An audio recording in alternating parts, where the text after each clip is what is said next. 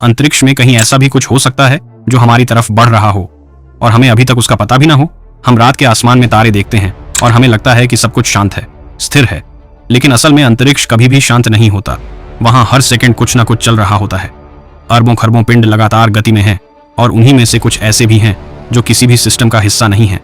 वे किसी सूरज के चारों ओर नहीं घूमते, उनके पास कोई रोशनी नहीं होती और वे बिना किसी रास्ते के अंधेरे में भटकते रहते हैं। इन्हें कहा जाता है रोग प्लैनेट्स। और सबसे डराने वाली बात यह है कि इनमें से कुछ हमारे सोलर सिस्टम के पास से भी गुजर सकते हैं बिना हमें पता चले। शुरुआत में वैज्ञानिकों को भी इस बात पर यकीन नहीं था, क्योंकि हमने हमेशा यही सीखा था कि हर ग्रह किसी न किसी तारे के साथ जुड़ा होता है। जैसे पृथ्वी सूर्य के चारों ओर घूमती है, वैसे ही बाकी ग्रह भी अपने अपने स्टार के चारों ओर घूमते हैं। यह एक नियम जैसा था। लेकिन जब अंतरिक्ष को और गहराई से देखा गया, खासकर इंफ्रारेड टेलीस्कोप्स की मदद से, तब एक ऐसी सच्चाई सामने आई जिसने इस नियम को तोड़ दिया। वैज्ञानिकों को कुछ ऐसे ऑब्जेक्ट्स दिखे जो ना तो किसी स्टार के पास थे और ना ही किसी सिस्टम से जुड़े हुए थे। वे पूरी तरह अकेले थे। उनका मास ग्रहों के बराबर था, लेकिन वे किसी भी सूरज के नहीं थे। पहले तो लगा कि शायद यह कोई गलती है, शायद डेटा में कोई एरर है, लेकिन बार बार ऑब्जर्वेशन करने पर वही रिजल्ट मिला। यह साफ हो गया कि अंतरिक्ष में ऐसे ग्रह मौजूद हैं जो किसी भी स्टार से बंधे नहीं हैं। अब सवाल यह था कि ये बने कैसे, क्योंकि ग्रह बनने की जो सामान्य प्रक्रिया है उसमें पहले एक स्टार बनता है और उसके आसपास बची हुई गैस और धूल से ग्रह बनते हैं। यानी ग्रह हमेशा एक सिस्टम का हिस्सा होते हैं।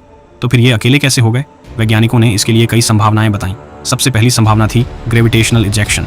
मतलब यह कि ये ग्रह पहले किसी सिस्टम का हिस्सा थे, लेकिन बाद में वहां से बाहर फेंक दिए गए। जब किसी सोलर सिस्टम में बड़े बड़े ग्रह बनते हैं, खासकर गैस जाइंट्स जैसे जुपिटर, तो उनकी ग्रेविटी बहुत शक्तिशाली होती है। वे अपने आसपास की चीजों को खींचते भी हैं और धक्का भी देते हैं।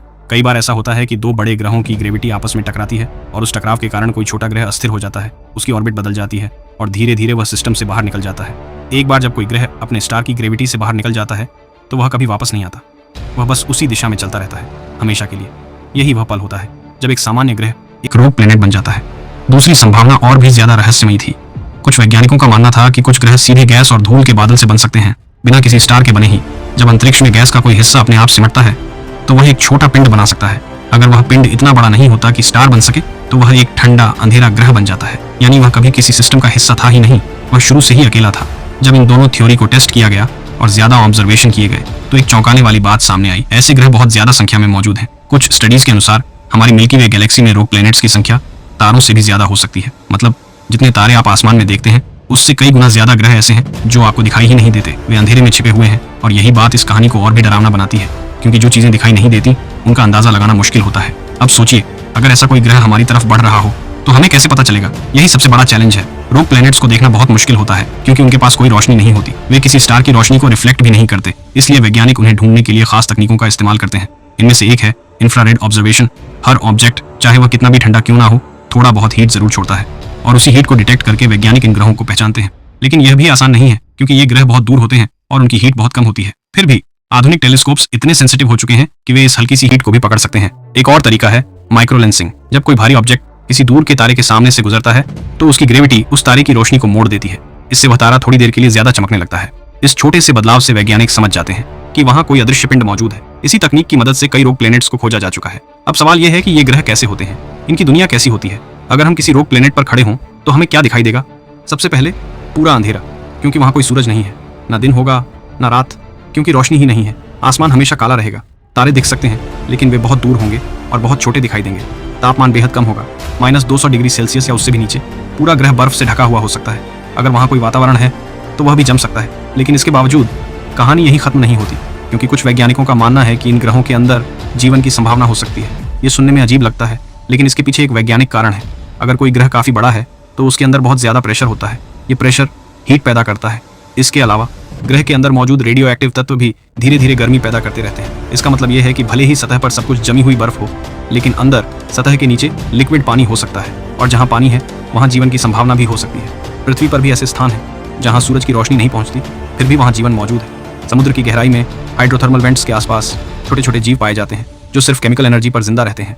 अगर ऐसा पृथ्वी पर हो सकता है तो रोग प्लैनेट्स पर भी हो सकता है। यही कारण है कि वैज्ञानिक इन ग्रहों में इतनी दिलचस्पी ले रहे हैं। लेकिन अब आते हैं सबसे डरावने सवाल पर। अगर इतने सारे रोग प्लैनेट्स अंतरिक्ष में घूम रहे हैं तो क्या कोई हमारे सोलर सिस्टम के पास आ सकता है? और अगर आया तो क्या होगा? सीधा टकराव होने की संभावना बहुत कम है, क्योंकि अंतरिक्ष बहुत बड़ा है। लेकिन खतरा टकराव से नहीं, बल्कि ग्रेविटी से है। अगर कोई बड़ा रोग प्लैनेट हमारे सोलर सिस्टम के पास से गुजरता है तो उसकी ग्रेविटी आसपास की चीजों को प्रभावित कर सकती है, खासकर ऑर्ट क्लाउड को। ऑर्ट क्लाउड हमारे सोलर सिस्टम का सबसे बाहरी हिस्सा है जहां लाखों करोड़ों धूमकेतु मौजूद हैं। अगर कोई भारी पिंड वहां से गुजरता है तो वह इन धूमकेतुओं को अंदर की ओर धकेल सकता है। इससे क्या होगा? धूमकेतुओं की बारिश। कुछ धूमकेतु पृथ्वी की ओर भी आ सकते हैं और यही एक संभावित तबाही की शुरुआत हो सकती है। कुछ वैज्ञानिक मानते हैं कि पृथ्वी के इतिहास में जो बड़े बड़े इम्पैक्ट इवेंट्स हुए हैं उनका संबंध ऐसे ही ग्रेविटेशनल डिस्टर्बेंस से हो सकता है। हालांकि यह पूरी तरह साबित नहीं हुआ है, लेकिन मॉडल्स इस संभावना को सपोर्ट करते हैं और यही वह बिंदु है जहां यह कहानी सिर्फ साइंस नहीं बल्कि एक चेतावनी बन जाती है। क्योंकि अंतरिक्ष में हर चीज़ दिखाई नहीं देती, लेकिन उसका असर ज़रूर होता है। और शायद इस वक्त कहीं दूर कोई ऐसा ही अंधेरा ग्रह चुपचाप हमारी दिशा में बढ़ रहा हो जिसका हमें अभी तक पता भी नहीं है। हमारी तरफ बढ़ जो दिखाई नहीं देती। और अगर सच में कोई ऐसा अंधेरा ग्रह हमारी तरफ बढ़ रहा हो तो क्या हम उसे समय रहते देख पाएंगे?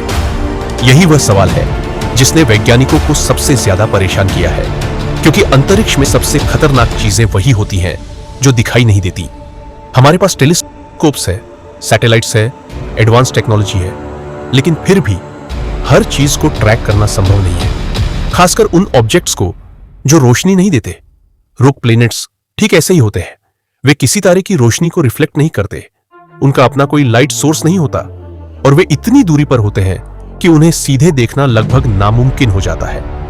फिर भी वैज्ञानिक हार नहीं मानते।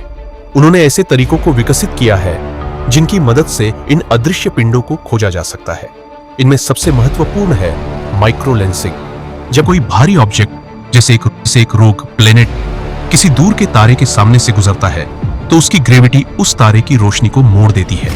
इससे वह तारा कुछ समय के लिए ज्यादा चमकदार दिखाई देता है। यह चमक बहुत हल्की होती है और बहुत कम समय के लिए होती है, लेकिन आधुनिक उपकरण इसे पकड़ सकते हैं। इसी छोटे से बदलाव से वैज्ञानिक समझ जाते हैं कि वहां कोई अदृश्य ऑब्जेक्ट मौजूद है। लेकिन इसमें भी एक समस्या है। माइक्रो लेंसिंग एक बार होता है और फिर खत्म हो जाता है।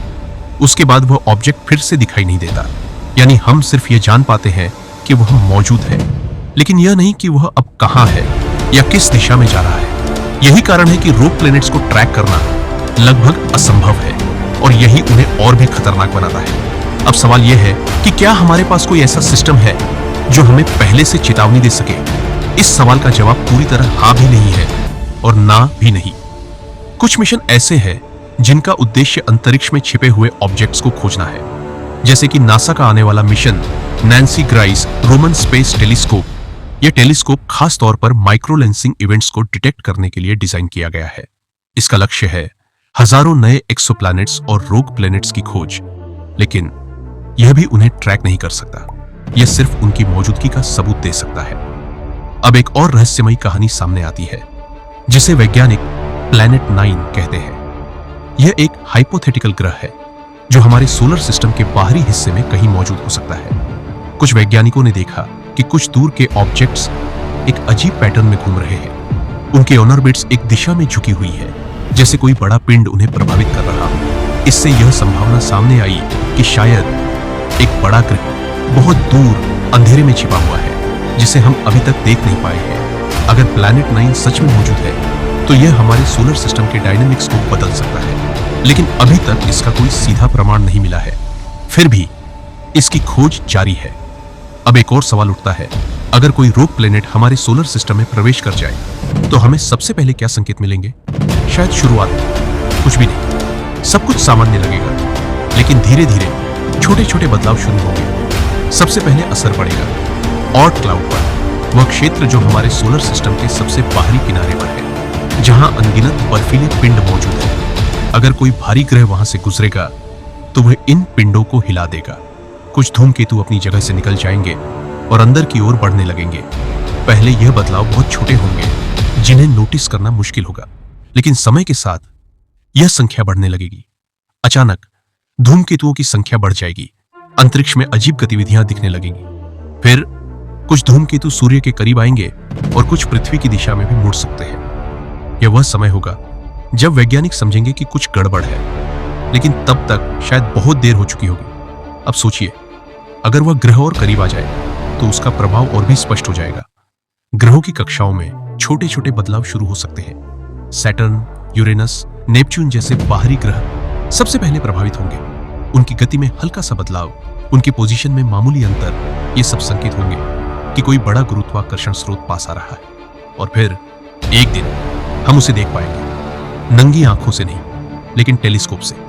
एक बेहद फेंट, धीमा चलता हुआ ऑब्जेक्ट, कोई रोशनी नहीं, सिर्फ एक शैडो जैसा। तब हमें यकीन हो जाएगा कि यह कोई एस्ट्रॉइड या कॉमेट नहीं है, ये कुछ और है, कुछ बड़ा, कुछ ऐसा जो हमारे सोलर सिस्टम का हिस्सा नहीं है। अब सवाल यह है, क्या यह सीधे पृथ्वी से टकरा सकता है? संभावना बहुत कम है, क्योंकि अंतरिक्ष बहुत विशाल है और सीधी टक्कर के लिए बिल्कुल सही दिशा और समय चाहिए। लेकिन सीधी टक्कर से भी बड़ा खतरा है ग्रेविटेशनल केओस। अगर वह ग्रह बहुत पास आ जाए तो वह पृथ्वी की कक्षा को भी प्रभावित कर सकता है। हमारी ऑर्बिट थोड़ी सी बदल सकती है और यही छोटा सा बदलाव बड़े परिणाम ला सकता है। अगर पृथ्वी सूर्य से थोड़ी सी दूर हो जाए तो तापमान गिर सकता है। अगर थोड़ी सी पास आ जाए तो गर्मी बढ़ सकती है। यह बदलाव धीरे धीरे होगा, लेकिन इसका असर पूरी पृथ्वी पर पड़ेगा। मौसम बदलेंगे, महासागर प्रभावित होंगे, जीवन की स्थितियां बदल जाएंगी। लेकिन यह सबसे खराब स्थिति नहीं है। सबसे खतरनाक स्थिति तब होगी जब वह ग्रह और क्लाउड और एस्ट्रॉइड बेल्ट को पूरी तरह डिस्टर्ब कर दे। तब हजारों नहीं, लाखों पिंड इनर सोलर सिस्टम की ओर आ सकते हैं और तब टकराव की संभावना कई गुना बढ़ जाएगी। पृथ्वी पर इंपैक्ट्स की बारिश हो सकती है। आसमान में लगातार आग के गोले दिखाई देंगे। कुछ छोटे होंगे, कुछ बड़े, और कुछ इतने बड़े कि वे पूरे शहरों को खत्म कर सकते हैं। इतिहास में ऐसे इवेंट्स पहले भी हुए हैं। डायनासोर का अंत भी एक बड़े एस्टेरॉयड इंपैक्ट की वजह से हुआ था। तो यह सिर्फ कल्पना नहीं है, यह एक वास्तविक संभावना है। लेकिन डरने की जरूरत नहीं है, क्योंकि ऐसे इवेंट्स बहुत रेयर होते हैं और वैज्ञानिक लगातार अंतरिक्ष पर नजर रख रहे हैं। हर नए टेलीस्कोप के साथ हमारी क्षमता बढ़ रही है। हम ज्यादा दूर तक देख सकते हैं, ज्यादा फेंट ऑब्जेक्ट्स को पहचान सकते हैं और शायद भविष्य में हम ऐसे किसी खतरे को पहले से पहचान पाए। लेकिन एक सच्चाई हमेशा रहेगी, अंतरिक्ष पूरी तरह प्रेडिक्टेबल नहीं है। वह हमेशा सरप्राइज देता है और कभी कभी ये सरप्राइजेस बहुत बड़े होते हैं।